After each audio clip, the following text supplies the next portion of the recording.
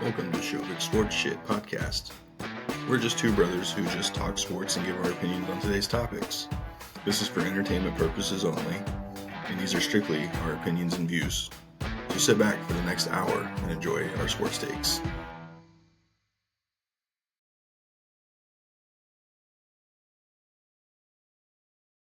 All right, another week, another episode. We are back.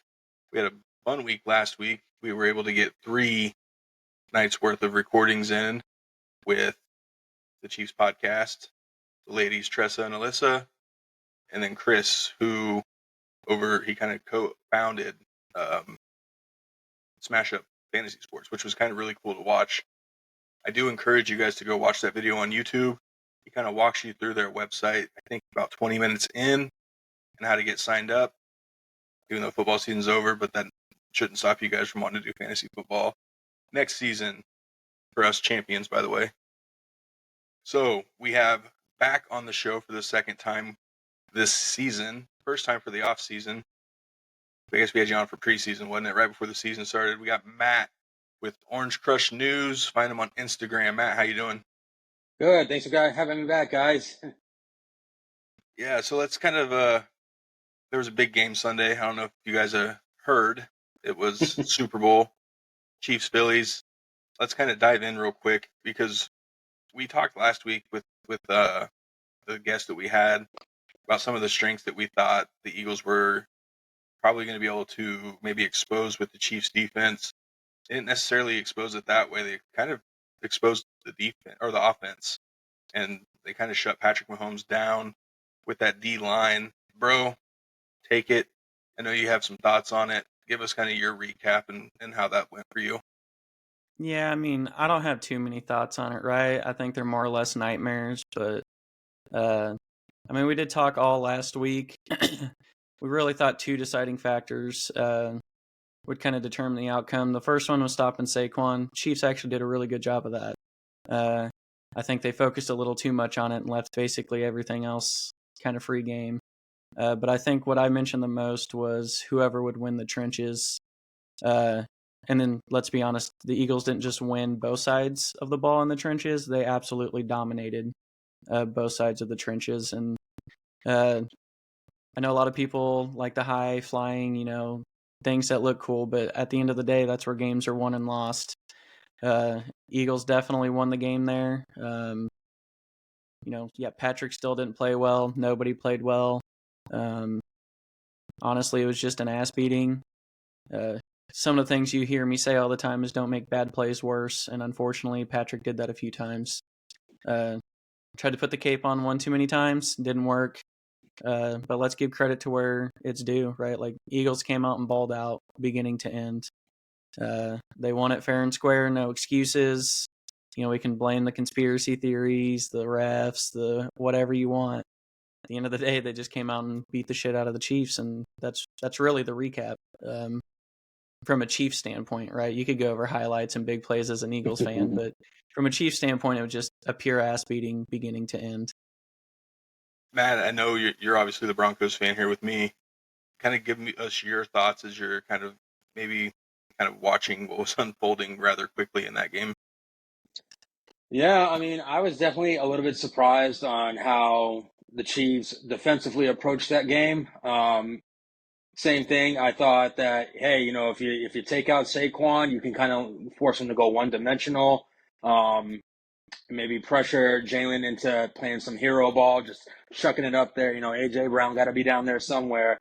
And let the secondary, try and make a play. But I mean, that offensive line, they just dominated the trenches. They manhandled them. And the Chiefs basically got dog walked on both sides of the ball. Sorry, Austin.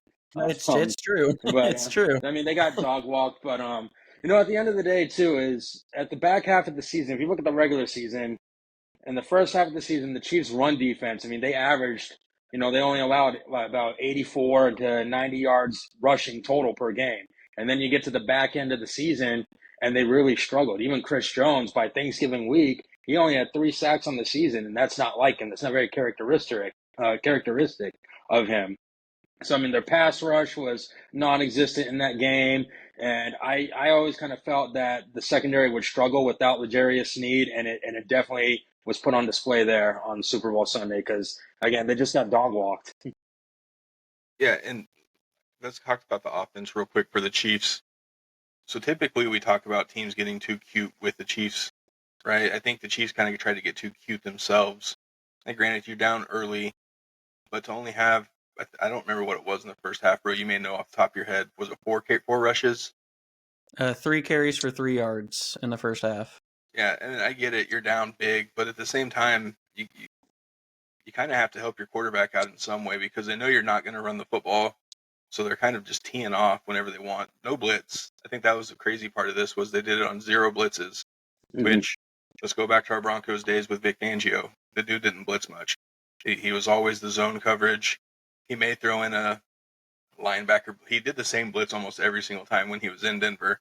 So to see what they were able to do with that front four, I still think you're Andy Reid and the Chiefs. You have to stick with the run game, and I think you finished the game with 9, if that. Bro, what's your thoughts on that? Because I know we were talking about that during the game. Yeah, and I mean anyone who knows football and watches football, I mean Chiefs don't run the ball to be like the Ravens or anybody, right? Like when they run the ball, it's just to let other teams know that they will.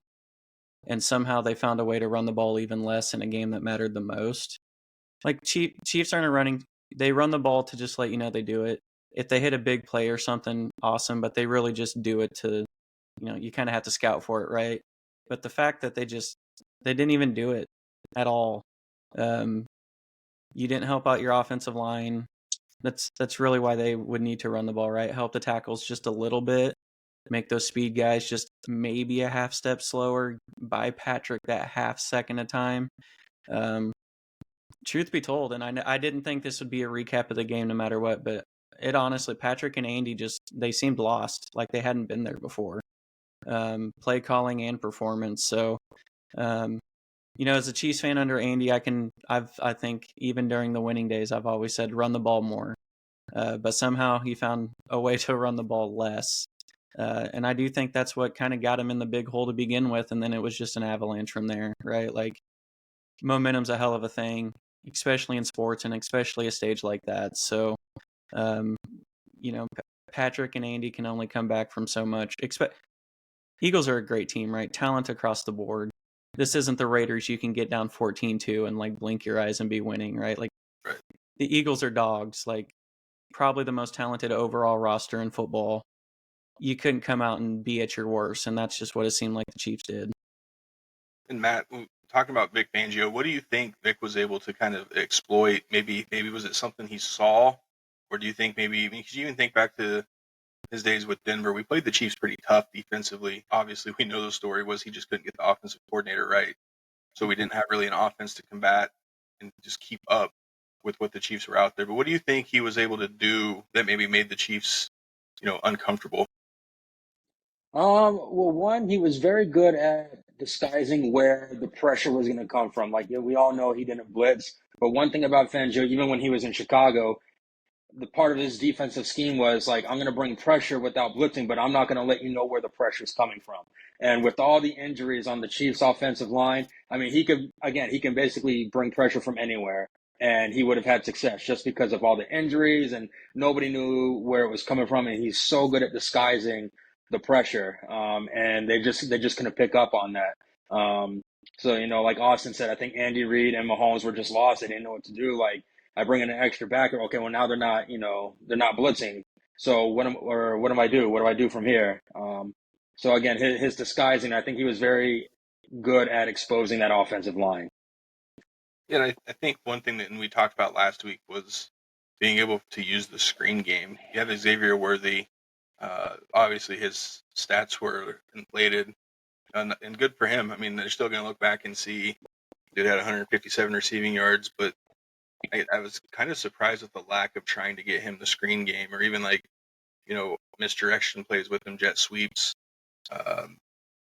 What do you attest to that, bro? Like, was it just maybe the Chiefs started panicking?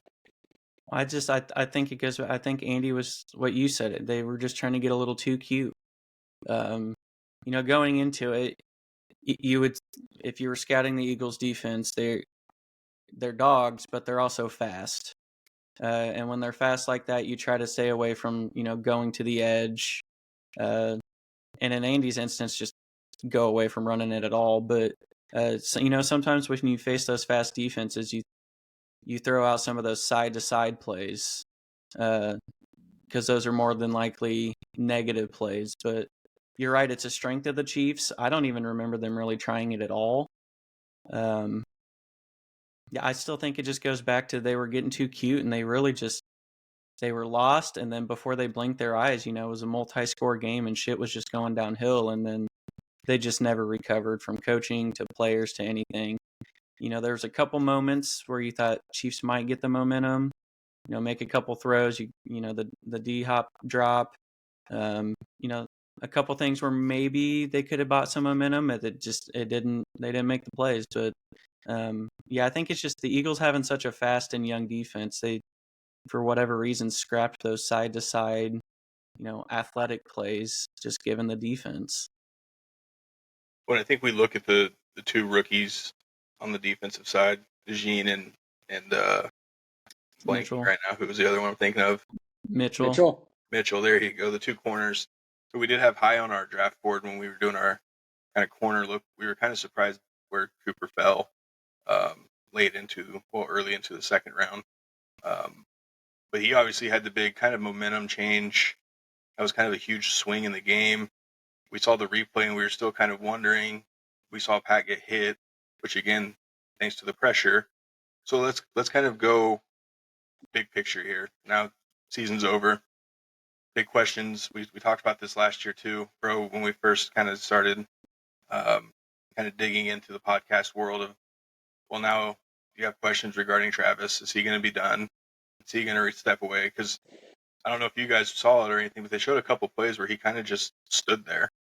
There was a couple scramble plays where he's so good helping his quarterback out, but he kind of just stood there at the line of scrimmage.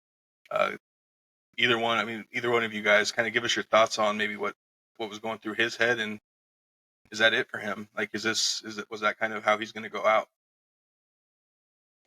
Yeah, I mean, as a Chiefs fan, it was kind of discouraging. I don't think, and I'm sure there's been Broncos players over the years. You never want to just say, yeah, I hope he retires. Kind of a team legend, right? You want him around for as long as he's in it. But I think the problem is I'm not sold that he's in it. I would love to have him back if there were glimpses of a little of the old Trav, but I mean, at the kind of this year and outside of the one postseason game, Chiefs kind of got to where they were without Travis. I don't know. You never say I want to see an all-time great not come back, but at this point, it's like, is it time to get younger and more athletic and just cheaper at a position like that? So I don't know. I think he does retire. Just given what you said, you saw some highlights where he, even after, you can't just stand. I don't care who you are. You don't just stand around. That's like young Travis, right? Like when he first came up and was throwing flags at refs and like jerking off to the refs and everything and getting those penalties and was kind of just that guy. That's more along the lines of what I've seen lately from him and not that prime Travis. So with or without him, teams got to figure a lot out. Matt? Yeah, it was very surprising to see him just kind of like stand there. I remember there was one play in particular, he stood there and it looked like the play was going to be dead. And this is the one where Mahomes just like somehow scrambled up for a first down. But like no blocking effort, no trying to run around with Mahomes, and it's not like him. And I don't know what it was. I don't know if he's just so caught up in the off-field activities that he does. He's in his acting career now. I think he's in, Grotesque on FX or whatever it is. So he's, the off-field activities plus balancing your on-field activities. It might have been a little too much for him. His head's just not in it. And, it could be a number of reasons, but he just did not look like he was 100% ready for that game. The other side of the coin is he may have been thinking like, yeah, we're down, but we have Pat Mahomes. Everyone, even the fans are like, we have Pat Mahomes. We have Pat Mahomes. Pat will get us out of this. Andy Reid will get us out of this. And, yeah, they can, but you got to contribute to that. And he just, he put no effort in it. And it was very surprising. Do I think he's going to retire? Maybe not. I think this was just a humbling experience, and he's just going to have to like kind of stew in that for a moment. But I think maybe he's got a year or two. Will it be with the Chiefs? Maybe not. I mean, a lot of their salary cap is going towards him and a couple other players. So, like Austin said, you want to go younger, and if that's the case, it might be time to cut ties with him. But I think he's still got a year or two left in him. Yeah, let's dive into that now. Bro, we kind of talked about what the Chiefs have coming up. Nick Bolton, Trey Smith, kind of the big one that really sticks out. Obviously we know what they're going to need, right? Like it's very, very, we talked about the Broncos before the Bills game. Yes, the Broncos are good, but their holes are going to get exposed. They're going to get exposed rather badly. Well, now it's kind of the same with the Chiefs. We knew they had holes. You don't have that many one-possession games this season without having holes. You just had that championship pedigree, and let's just face it, you were better than all the teams in the AFC. So now, where do the Chiefs go? Yeah, I mean, I think this is going to be an off season like the one after the Bucks ass beaten in the Super Bowl. If you guys remember, after that Super Bowl, they basically spent every dollar and every draft pick revamping that offensive line. I think it's going to be similar, which is unfortunate, right? I think Nick Bolton in the playoffs and definitely the Super Bowl showed his importance in some of the games, right? Like he balled out against the Eagles the Super Bowl. Again, that's not a position Chiefs typically pay, but I think the offseason it's going to be centered around the offensive line, and you can say what you want about Patrick making people better, but you still have to have some viable weapons out there. So I think it's offensive line and weapons again. Rice will be healthy, but is he going to face that suspension or not? Who knows? So there's still a question mark with that receiver. Hollywood, Juju, D-Hop, like all those were on 1-year deals. I think offseason's going to be, unfortunately, losing a lot of people coming off the books and trying to build the offensive line and receivers. So then, Matt, on the flip side of this, we know who the free agents kind of are on both ends. Who on either of these teams are you kind of targeting as for maybe the Broncos to maybe peek at?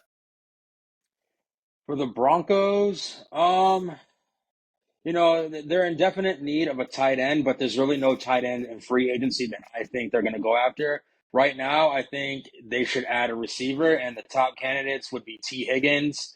And I just saw an article a few minutes before we hopped on here that T. Higgins is more than likely going to end up in Denver. Now, again, that could be just rumors swirling, but that would be great to have T. Higgins. I think they need help there. The receivers really struggled trying to get separation. They got better at the back half of the season, but I think adding T. Higgins with Cortland Sutton, and then you have your young guys, Marvin Mims, Troy Franklin, Devon Valet, and then you can have him mentor those guys and build them up. I think that would be the route to go to get T. Higgins for the Broncos.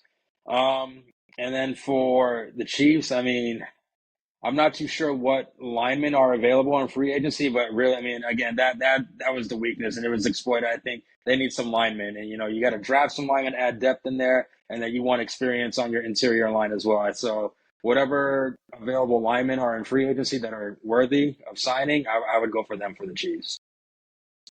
Yeah, and that's probably going to be we did kind of in order last year, quarterback, running back, receiver. I think this year for our draft preview, we're probably going to start with offense and defensive line first, just to kind of see, because Denver's also going to be in need of some D-line help, get some depth there, and then obviously with the Chiefs in their offensive line. So, bro, if there's maybe like a dream scenario or maybe like a dream free agent that maybe the Chiefs look at or even maybe draft, who do you have your kind of eyes set on for that? I mean, if it's a dream scenario, it would be teams mess around and like Travis Hunter and Abdul Carter fall to 31. That's obviously not going to happen, but that would be the dream, right? I don't know if there's any specific tackle in the draft that I'm like licking my chops for, but I think that has to be your first pick. I think one that I've seen that could fall to the Chiefs, and I'm okay with it, is Banks. That'd be a quality pickup. And I'm with Matt. I don't know right now off the top of my head the available linemen for like free agency. In a perfect world, we would be able to keep like Trey Smith on a team-friendly deal, and then in a world where both of our kind of ones we've wasted draft picks on recently with the BYU tackle and Wanya Morris, you hope one of those can pan out somewhere on the line. But I don't know the quality amount of free agents, and I think Matt touched on it earlier. The Chiefs aren't going to be working with a lot of money. So it's like we can't go out and sign, the Trent Williams of free agency, right? Like you have to find that balance of value, but also talent. So, I trust Veach and the Chiefs to put a winning squad out there next year, even if it is a step or two back. Luckily, we've given ourselves that kind of leeway, even though the AFC West is getting better every second of every day. But we're going to have 3 to 5 new offensive linemen on the roster before next season, no matter their talent or worth. Yeah. So let's look at linebackers real quick. There were two pretty good ones in the Super Bowl, in Zach Bond and Nick Bolton. Obviously, Zach Bond has ties to Sean Payton, who picked him up when he was in New Orleans. Do either one of those guys maybe catch your eye for a position of need that the Broncos have? Oh, definitely. The Broncos linebacker core is a position that kind of like struggled on and off. Like they were inconsistent. You have Jonathan Cooper that was doing pretty good in the pass rush, and then Cody Barton took over he wore the green dot on the helmet when Alex Singleton, was injured in that Week 3 game against the Bucs, and he was more of a coverage linebacker. But other than that, I mean, they're just so inconsistent. So Zach Bond would be a good fit for them. Because he is good at dropping back in coverage, and you can bring him on a blitz as well. So he's an all-around backer. And with Denver's linebackers, it's either you have a good pass rusher or you have a good back that can cover the tight ends or running backs. But other than that, you don't have that all-around player. So I think adding Zach Bond would be ideal for this defense. And I think on the flip, you look at Nick Bolton's more of a run stopper, kind of that guy that can crash the line. Yeah, he cannot cover Cody the middle Barton. of the field What's at up? all. Oh, yeah, he cannot cover the middle of the field. And that's what I was going to say with, yes, I like Cody Barton. He showed flashes of it. He also got burnt by running backs left and right. Justin Strnad, kind of the same. That's no dig at those guys. I mean, it's, Strnad been a special teams guy basically the whole time in Denver, so he kind of got thrown into there. Honestly, the linebacker spot's number 1 on my list of needs. I think that's super important for us to have. I think I'd rather just go free agent wise instead of drafting as far as linebackers go. Their D-line is absolutely deep in the draft. So I'm kind of hoping we do it that way. Let's kind of flip it to kind of the running back position. And, bro, you might even be able to, because the Chiefs obviously don't have a running back, but they also don't spend much on running backs. So what do the Chiefs do maybe with theirs? Do they, ride Pacheco and bring Hunt back, or do they go elsewhere? No, I think they ride Pacheco's rookie contract out, right? Like you said, we don't really spend money or anything there. I think we would like to bring P. Ryan back, but I think he's getting to the point he wants to go somewhere that he'll be used. It's absolutely deserved. That dude deserves. Yeah, I agree. I was excited when the Chiefs signed him, right? I was like, this is a good quality backup, and then just nothing.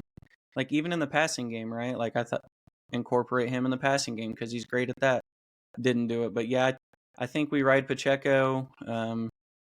Probably bringing a couple undrafted. If we lose, P. Ryan and Hunt, with how little they value the running back, the steal will be the backup, and then bring in some like undrafted or late round draft pick to round out the running back room. But you're not going to see a lot of compensation for the running back room. And Matt, we're kind of anti first round running backs unless they're absolutely must have. What's kind of your take? So we know obviously Ashton Genty's in there, but what's kind of your take on the first round running backs? I mean, Denver's in such a, they're the 20th pick in the draft, so they're in a good spot to draft a back. But honestly, I think they need to draft Tyler Warren first, a tight end first. Absolutely. Just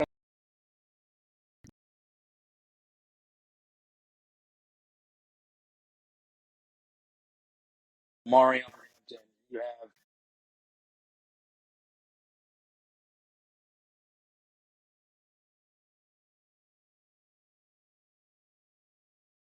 I think his audio is cutting out a little bit on my end, so we'll try to let the audio catch up a little bit. We're a Kansas fan, so obviously Devin Neal's kind of on my short list of potential guys. Oh yeah, no, we still can't hear you now. But either way, so we'll stay on the running backs real quick. Yeah, we've always been anti running backs first round. I get Genty's kind of the kind of cream of the crop kind of running back, but bro, is he really worth the first round pick in your eye? Like you said, I'm kind of anti first round running back, but really depends on the team and their philosophy, right? Like Lions took Gibbs really high, and everyone was like, "What the hell?" That turned out pretty well. So, I don't know if Denver's in that position to just take that running back right there. Good running back, obviously. Like I have nothing but good things to say about Genty, but would I be like upset if Denver took a Genty right there? I wouldn't. I do think if somehow Tyler Warren falls there, it's a no-brainer. It'll be the quickest pick ever made. I don't think Tyler Warren makes it there. So I don't know Sean Payton well enough to know if he drafts best available or positional need or whatnot. But I don't think I could say Genty to the Broncos there would be a bad pick. No, and I still think the Cowboys snatch him up where they're at. Let's see, Matt, do we have you back? I don't think we have him back yet. We'll keep working on that. Yeah, we'll keep working on the audio for that. And then, Tyler Warren, I think Denver may actually have to trade up to get him. I think there's a few teams ahead that may actually be in position to get him that need him. And I don't know how aggressive I want Denver to really do the trade up because you have to give away other picks for it. So I'd like to kind of see them stand pat at 20, unless he gets maybe 2 or 3 picks away. Even then, there's still other tight ends that you can hang your hat on. And, a Loveland wouldn't be a bad pickup at 20. You could even look into the second round. Tight ends are pretty deep as far as, Gunnar Helm from Texas looked really good this year. So you can always look at him. So is the Chiefs is a running back on the Chiefs wish list for the draft this year? Yeah, I mean, I think Chiefs fans at some point always want, a decent running back and running game. I just don't think in the first few rounds it's on the draft board. I actually think, this will kind of tie into what we were saying earlier about Trav. I actually think they'll be more in the tight end range. Like you said, there's a lot of good tight ends. I don't think we'll be aggressive and like trade up for Tyler Warren or Loveland or anything, but I think a tight end or two comes off the draft board for us before a running back. No, and I think you're also probably wondering, hey, where are the Bills picking and who yeah, who could we what tight ends there? Who can we get for him? Yeah, I mean, I think we got Matt back. Yeah, sorry, I don't know what happened. Hey man, it's the fun technical parts tonight, obviously. The technical issues before we got on here, and then obviously with that. But we'll go ahead and let you get your opinion. You were talking about running backs, so kind of give us what you were thinking as far as like this running back class and maybe some eyes or who to watch basically for Denver as we head into draft season. Yeah, I think again, Omarion Hampton has been someone Denver's had an interest in. Even Judkins or Travion Henderson have been names of interest as well. And it's great that this class is so running back heavy because you have so many options. I mean, Judkins with his vision and his explosiveness, that's great. And his blocking abilities as well. He was doing pretty good in the blocking. He was actually rated high in blocking. and Omarion Hampton with his speed. He's a better speed back in my opinion, but I mean, any of those guys would be viable options. It's not like we can get any worse than what we have now. So Oh dear God, yeah, no, Yeah, I actually think two names for just Sean Payton, right? He might change up a little bit, but I think if you're looking kind of like the Alvin Kamara type, I think if you get like a Devin Neal or Ollie Gordon, kind of those dual threat, like really good runners, but also like really quality receivers, um, to fit that kind of Alvin Kamara role. Uh, and there's a few of them in this draft, which is why I don't quite think they go with Genty in the first round, because you can get one of those, Kamaras in the second and third, just because there's so many of them, right? Like Genty might be the number one running back, but like I think 1 through 10 on this draft board is NFL quality, as far as running backs go. yeah, and yeah, running back's an absolute need for the Broncos. Sean Payton obviously even said that last week when he was talking with some of the media that it's a must have, but I don't know if he's willing to be that aggressive for a first round running back, uh, unless unless he falls in love with the guy. Like look what he did with Bo Nix last year. He fell in love with him, loved the process with it, and he's not shy about taking kind of an unconventional route in the draft. So if he falls in love with one of these running backs, he's not going to be afraid. He's not going to. It's not a reach to him. Then I'm going to trust that that's what he wants to do. Then that he's going to do it. But I'm with you. I don't think that outside of Genty, I don't think there's a first round back, and I'm not really thinking that we need to take one in the first round because we have other positions that of need that we could use for in the first round. But give me that second, third. Definitely look in the fourth round if you haven't quite gotten there yet for those. Um, so let's kind of move on to some other positions. The Chiefs obviously need secondary, right? Justin Reed's going to be a free agent. They could bring him back. Brian Cook kind of was back and forth, kind of up in the air. What's your thoughts on secondary and where the Chiefs may go with that, bro? Yeah, I think we're happy with the safety and safety depth with or without Reed. I think if he's willing to come back on less money, um, a little less annual value, I think we would be happy to have him. But with Cook and Hicks and Connors, like safety is one of those positions like linebacker that we kind of draft and rotate and make sure we don't, overpay for the position. But corner is absolutely going to be one of the positions. I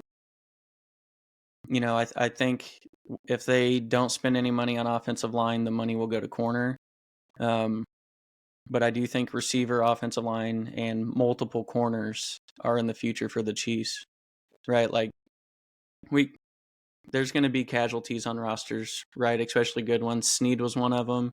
You saw how much that hurt, like Matt mentioned earlier. So, Nazir Johnson didn't get the job done. I like Watson, kind of. I mean, I know he's coming off injury and maybe even rush back a little bit. I wouldn't mind him for like a depth piece, but you got to have something solid outside of McDuffie, right? I mean, it's a passing league. A lot of these teams have two legitimate receivers, right? Like we can go through teams. Denver's going to add one through the draft or free agency, so him and Sutton. Bengals this year, Higgins and Chase. The Vikings, Addison and Jefferson. Like all these teams have multiple receivers, right? You need more than just one lockdown corner. And I think that was a big part of Denver's turnaround, right? If we want to talk about Broncos, like you can say what you want, ups and downs about Riley Moss, but the dude really played well opposite of Pat Surtain. And that I think that was a huge part of Denver's kind of quick turnaround. But yeah, corner draft for sure. It's a pretty decent draft with corners too. Chiefs typically like to find the diamonds in the rough or trade up for like the McDuffies, so it's hard to tell. If there's a player they like or they can key on and he falls a little bit, they might trade up, but I would bet not all my money because I'm not that much of a gambler, but I would bet a lot of my money that we draft at least one corner. Yeah, so let's jump into that real quick with Riley Moss. And first off, we didn't get a chance to mention it last week on the show, but a huge congratulations to Pat Surtain, Defensive Player of the Year. Overrated. Very, very, very good honor for him. I saw the stats and what he was when he was lined up with the ones. Very deserving. You can kind of tell based on the lack of targets that those guys were getting, and then when they were getting them, he just he was locking him up. So while I do agree with my brother and what he said about Riley Moss, I also don't know if we can afford to go forward with Riley Moss as the number 2. Matt, what's your thoughts on Riley Moss and maybe going into next season? Yeah, I'm with you. I was never really sold on Riley at the start of the season. I liked his physicality. I liked the aggressiveness that he plays with, but he's just not that experienced to handle these receivers. Like again, like T. Higgins, he got dog walked by T. Higgins. He's not ready, and I'll give him the fact that like he was coming off an injury, and then you have to line up against one of the top tier receivers. So I mean, I'll give him that, but I mean, like he's not ready to handle the big guys yet. I do like his physicality. I like maybe having him in a slot, but one of the things that I want Denver to focus on is finding a corner, whether that be in draft or maybe free agency, that can play press coverage because that got exposed in the Browns game. Denver's corners mostly play zone. And Levi Wallace is again, my point right there. They play zone. Chris Abrams-Drain, I think, deserves a shot. I think he did really well. Then again, I mean, he didn't really line up against anyone, but he showed he can play press and zone. So, Riley, I mean, again, as far as Riley Moss, I like him, but I don't think he's a starter. I don't think he's number 2. Yeah, and maybe that they saw enough of him this year, and I still think maybe they did. Especially, you're not just going to grab somebody to grab somebody. That's not how Sean Payton works, and that's obviously not. You can't just sit here and keep recycling players too. You got to trust. You got to trust your coaches. You got to trust the development. He's going into year 3. Okay, not everyone's going to be Cooper DeJean and Quincy Mitchell and those guys. Some guys do take a little bit longer to develop. And there's not really a corner right now in my mind that I can think of in the draft or free agency that I'm like, yeah, let's snatch him up in the first round. There is, however, a couple safeties that I have my eye on. Mm-hmm. And I know PJ Locke was the guy. Should have probably been Caden Stearns. Obviously, he got hurt.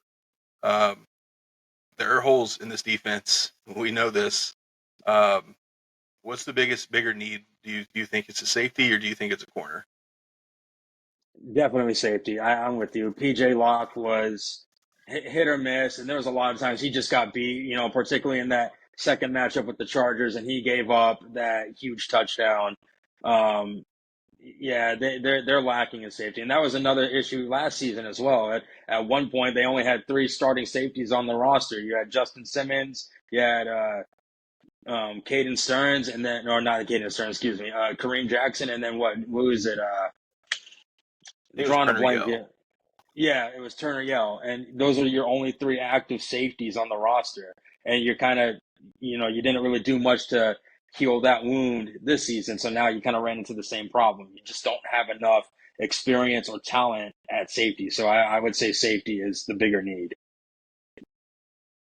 Yeah, and I like Javon Holland. I'm keeping my eye on him as a free agent. Mm-hmm. I know he'd been linked to the Broncos as well. PFF had him as the best fit for Denver, being how we got Brandon Jones from Miami as well.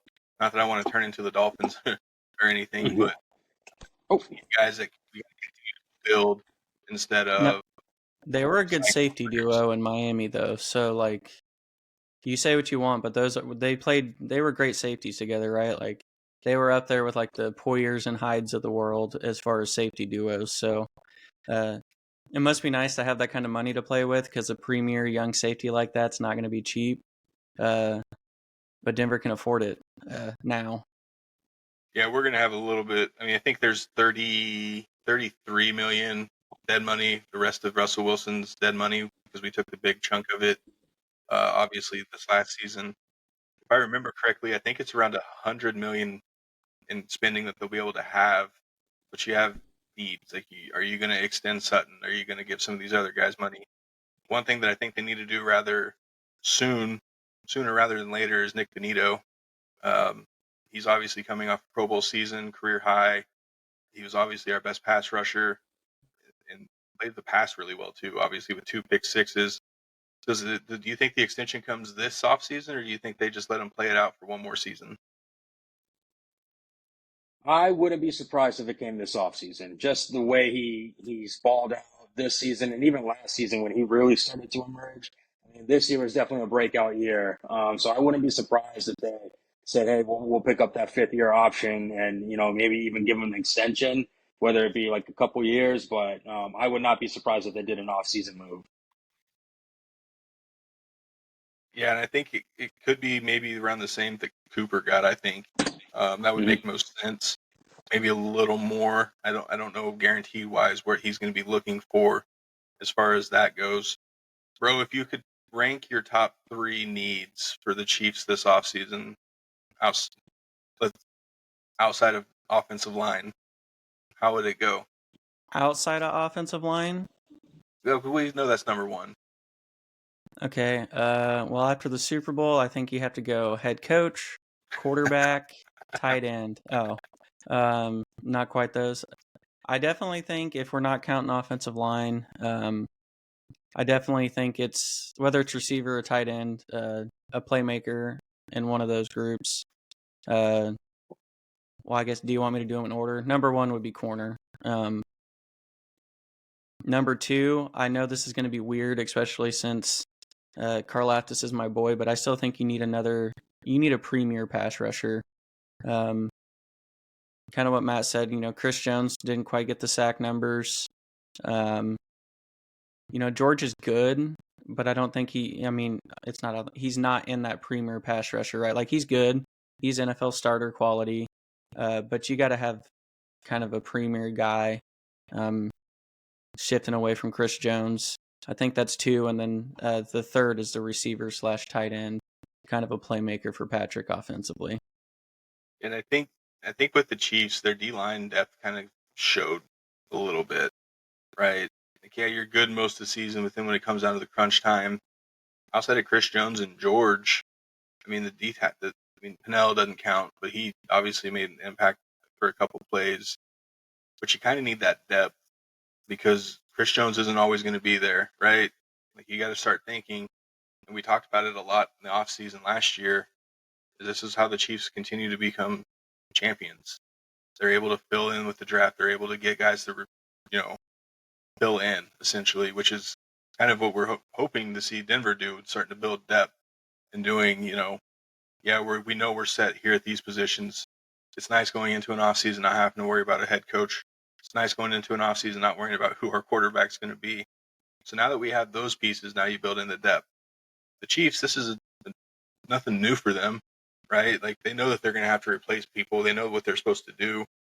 They do have probably one of the better GMs in the NFL. But I think as the postseason went on, you started seeing that depth was becoming an issue on both sides. Well, and age, right? Like, we kind of fall in love with our guys, right? Every sport, every team kind of does it. A prime example has been Golden State Warriors, right? Like, they probably should have revamped and got younger somewhere, but they didn't, and now here they are. Chiefs are the same way, right? Like, when we're talking about the Chiefs, we're talking about Patrick, still in his prime quarterback. But then Travis, like, we definitely see he's on the back end of his career. And then the next one is Chris Jones, back into his career, right? So, like, I'm not saying those guys are bad, but at some point, like, you do need to get younger and start thinking about replacements or even people who can take some snaps away from them and give quality snaps, right? You're not out here playing like Peyton Hendershot to give Travis a break, right? Like, you're putting in a quality. Nothing against Hendershot, right? He made the league, I didn't, whatever. But, I mean, realistically, get a quality guy to take some snaps. So I think for the Chiefs, it's not only filling holes, but, like, you need to get younger at the places you think you're foundationally set. And it's nothing against them. It's just father time catches up to everyone. And we weren't really prepared for that this year. Nothing behind Chris Jones. Like, we had good rotational pieces, right? Pennell, Wharton, Noddy. Like, those guys are, like, you can play them, but you still need better. You still need younger. Travis, I know we drafted a tight end and we were set at tight end, but, like, injuries and stuff happened, but we just weren't prepared at those positions. And I think that was a big difference, right? Eagles are young, fast, hungry. It's nothing against veterans. You got to have them, right? A good balance, but I do think the age a little bit showed. Yeah, absolutely. I agree. Matt, let's take the last few minutes here. I saw you posed a question on one of your Instagram stories about Debo Samuel. Obviously, rumors coming out that he wants to be traded. 49ers are granted him permission to be traded. I am curious to see where you're at on that. I don't think it's worth Denver to look at. I'm on that side of it just because of salary, and I don't really feel like giving up even a mid-round pick for a guy who's going to be 30 and a guy who technically should be Marvin Mims on the roster already. Yeah, I'm leaning more towards no on that side of the fence. And my biggest concern with him is one is Sean Payton. We all know it. Sean Payton runs a very complex offense. It's very hard to pick up.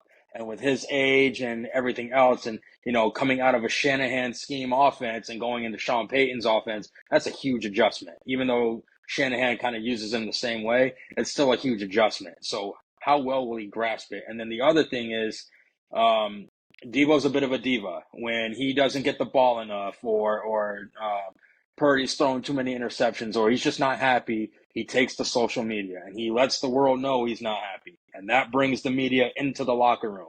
And then they're not asking him directly, "Do you want to be traded?" They're asking your teammates, "Hey, what do you feel about his comments? What do you think about that? Do you think what are you guys going to do?" And that takes your focus away from the upcoming game onto something else, and it's a distraction. So I'm leaning towards no. I think he's too much of a distraction. Again, he's not worth the picks. He's not worth the money.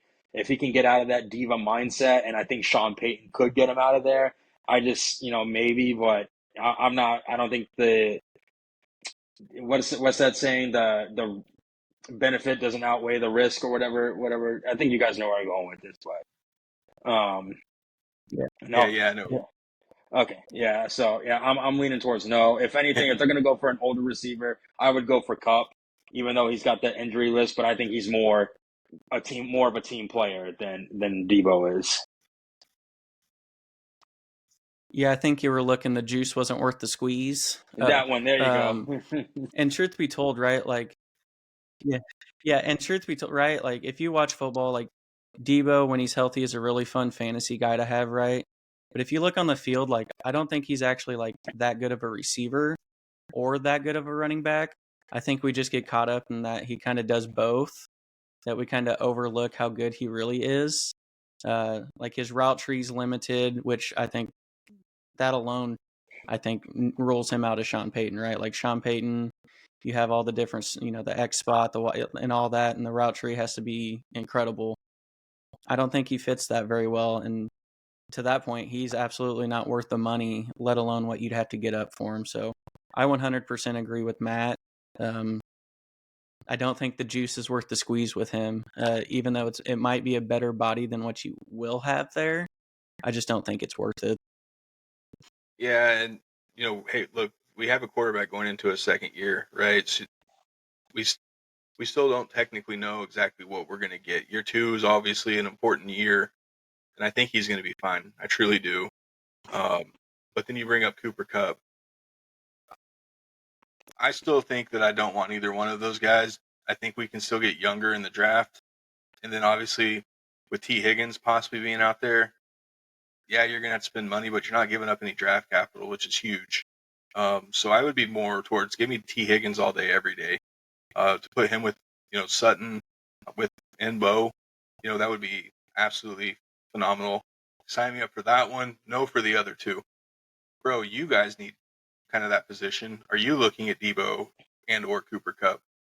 No, just from a money standpoint, right? Like, if the Chiefs are going to build a receiver room, it's going to be off those, like, Hollywood Brown deals, right? Like, 1 year, 6 or 7 mil with some incentives built in, right? Like, we're not going to go get those 15+ million a year guys. If I had to pick one, I'd rather have Cooper Kupp. I just think he's more just established as a receiver, right? We don't really need that gadget guy. I mean, we have plenty of those on roster anyway, which is what Debo would be.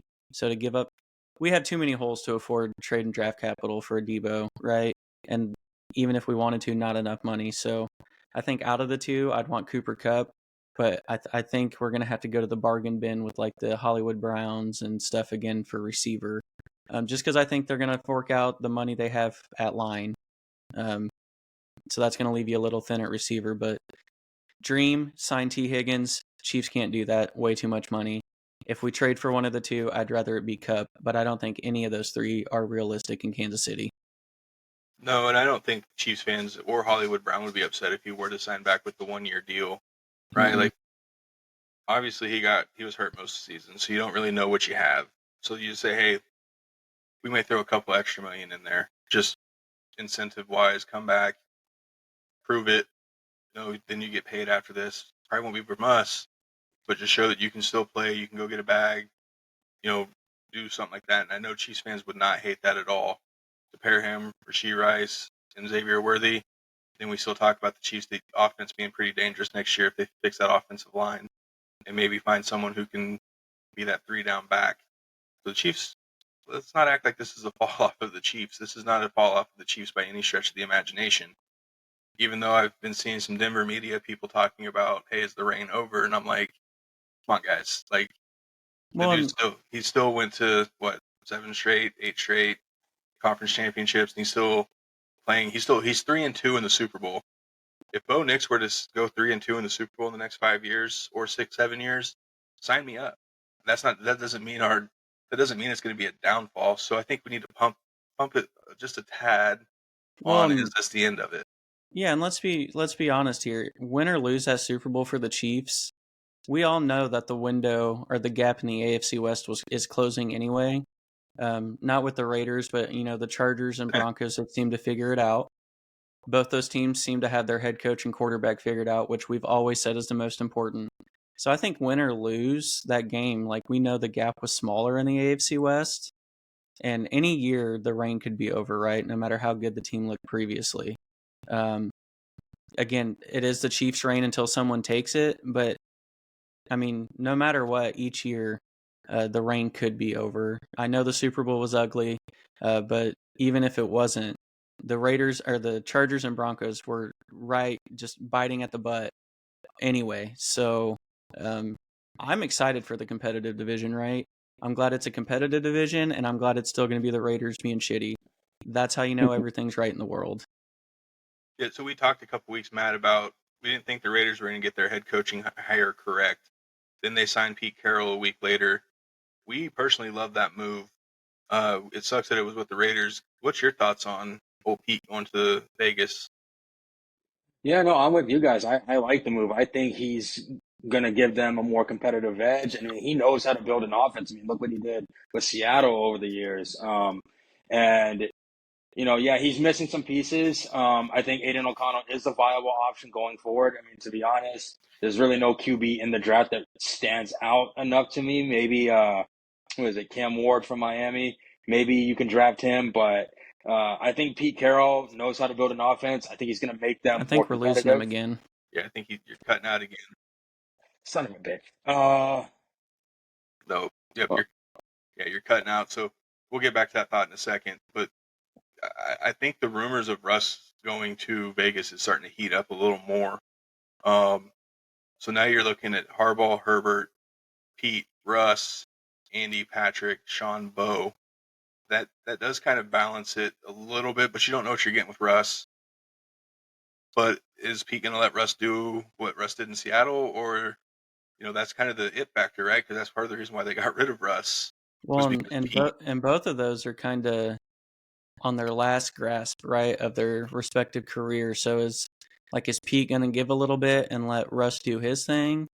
Is Russ going to be like, damn, this might be my last shot. I'm going to give a little bit and kind of do what Pete wants? Like, is there going to be give, or is it going to be like the end of their time in Seattle? So I think with how the Raiders are currently built, he's going to let Russ do whatever he wants just because I'm not like, we're not going to run Zamir White and Amir Abdullah in my run game. I'll let him cook with Bowers. I'll let him cook with Myers and that little fast guy. So it'll be interesting. I still think they're a long ways away from even the Chargers or Broncos, but it's a good start. Yeah, and I think that Russ and Bowers connection may be pretty good. Because obviously he's not going to line up at tight end. We know they're going to line him up outside like they did with Jimmy Graham. So I think Pete's going to have something going on there. I don't know if Matt's going to come back. If not, we do appreciate Matt coming on with us. We did have some technical issues on our end. The first part, he's having them here on the backside of it. It's just kind of how it works these days, but we'll definitely get him back on. Thank you to all of our new Instagram followers. Thank you to all of our new listeners. We are appreciative of all the new downloads we are getting, and we hope that you guys continue to listen. Find us on Apple, Spotify, and iHeart. Then come find us on Instagram at Shovick Sports. We will have a baseball. It is baseball season, folks. We will have a baseball look next week. We'll dive into Cubs first, Royals also, but Cubs have a series coming up soon over in Japan against the Dodgers. Boo. So we're looking forward to talking to you guys about baseball next week. Hold on. Can you We will guys hear see me? you. And do we get Matt back real quick? Son of a bitch. We got his face back for a We minute. got his face back for a minute. We don't hear you. Alrighty. I think we're gonna go ahead and wrap it up. So we'll get Matt back on here soon, and we'll talk to you guys next week.